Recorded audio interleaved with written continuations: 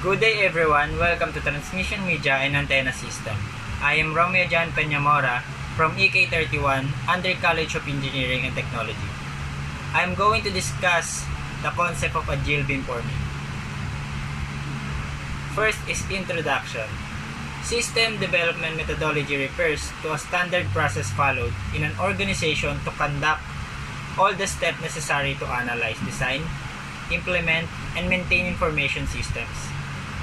There are a number of methodologies used to develop and improve the system, such as traditional waterfall, rapid application development, prototyping, Agile, and etc.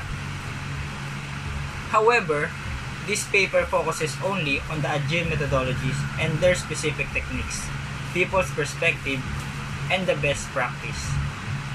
It is property of signal to interfere with each other when they share the same frequencies, the same or almost the same propagation directions, and the same polarization. Signal can cancel out the destructive interference and sometimes partially or totally add up with constructive interference. Beamformers used the property to create spatial filtering devices that can aim the transmission of reception of signal in specific directions. The word beamformer suggests that beams are created and that beamformer only aims in transmission at one target. However, this is not always the case, as selective reception can also be called beamforming. That being said, in order to simplify our explanations, we will consider only the directional emissions of waveforms. At its heart, beamforming involves the installation of many antennas, an array. For matters of simplicity, we'll consider a purely sinusoidal wave, but following ideas always apply to non-sinusoidal waves, as they may be decomposed in a sum of sinusoidal by Fourier analysis. Next is methodologies. Agile methodologies are models used in the system development arena. The Agile methodologies has evolved in the middle of 1990s as a part of reaction against traditional waterfall methods. That the Agile methodologies were originating resulted from the use of the waterfall models were seen as a bureaucratic, flexible, slow, and inconsistent with any ways that software developments actually perform effective work. Agile development method marked a return to development practice from early in the history of software development.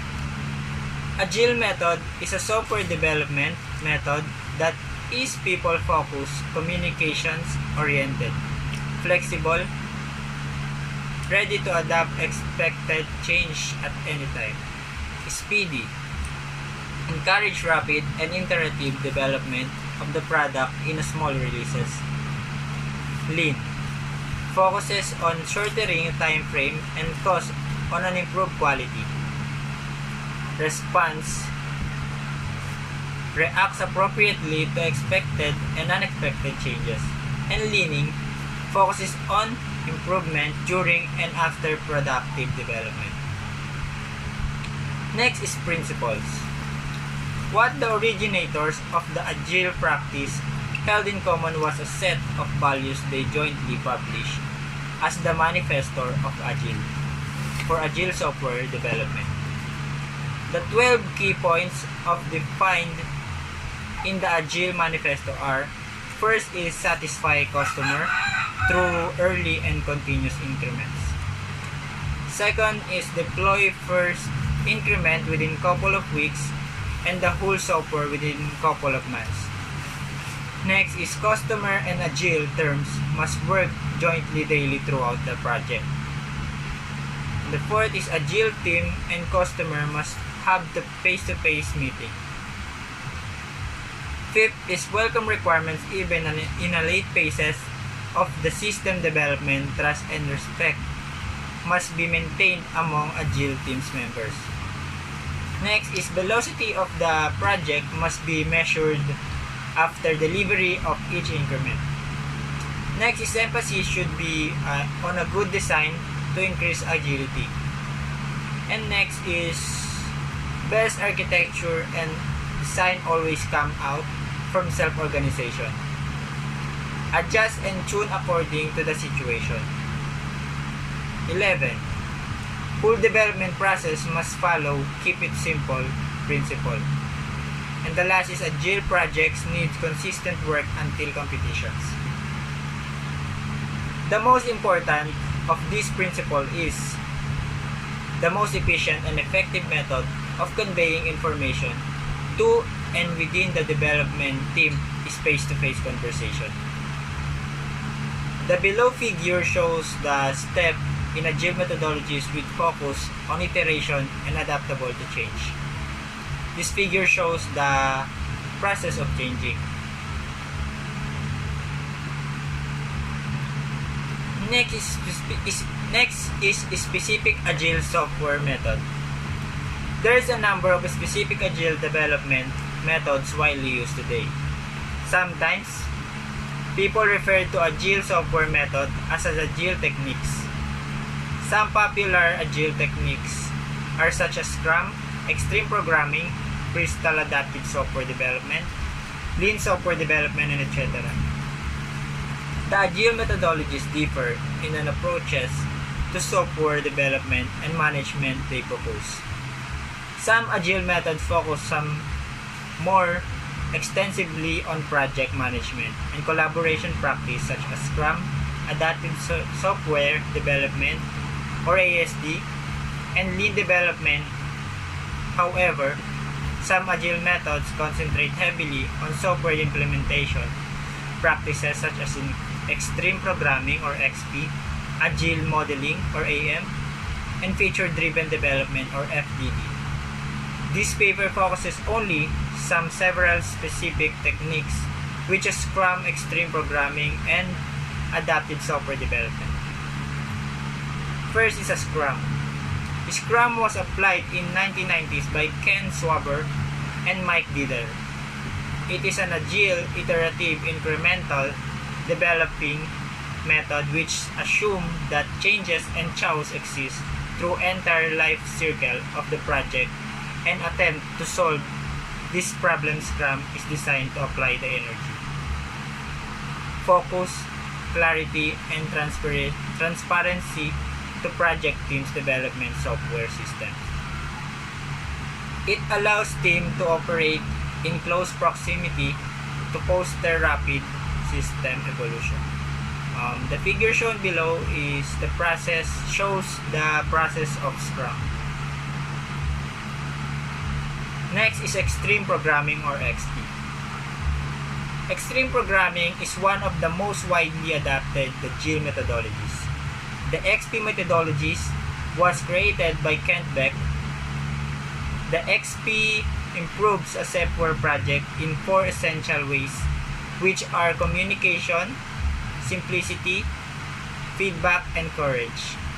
It is introduced 12 best practice with which XP programmers are able to courageously respond to changing requirements and technology. This figure below shows the Extreme Programming at a glance. Next is Adaptive Software Development or ASD. Adaptive Software Development is a software development process that grew out of rapid application development work by Jim Highsmith and Sam Bayer. ASD embodies the principle that continuous adaptation of the process of the work at hand in the normal state of affairs. Adaptive software development process model has divided into 4 shows in the figure below.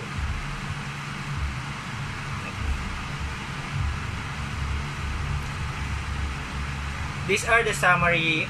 This is the summary of my report according to the survey conducted by Donald J. Jeffer for the referees consultant about the methods. Survey respondents mentioned that they think the Agile method is suitable for small in-house teams developing software for quick to managing development change. Below is the respondents' recommendations. Clearly define what Agile method means. Build the business case for Agile methods using hard data to justify the move. When adopting Agile methods, recognize that are changing the way your organization does business. And next is provide those moving to Agile methods with support for making the transition. Since today enterprise solutions are complemented according to the rapid change in the business needs, the so-called Agile methodologies, which are adaptable to change, people-oriented, speedy, and responsive, are well suited to the software development projects. However, company needs to consider which Agile methods are beneficial for the company or some specific projects. The company can select different Agile methods for different projects or just customize any features that match the condition of the company and the projects. So that is all for my report, sir. Thank you for listening.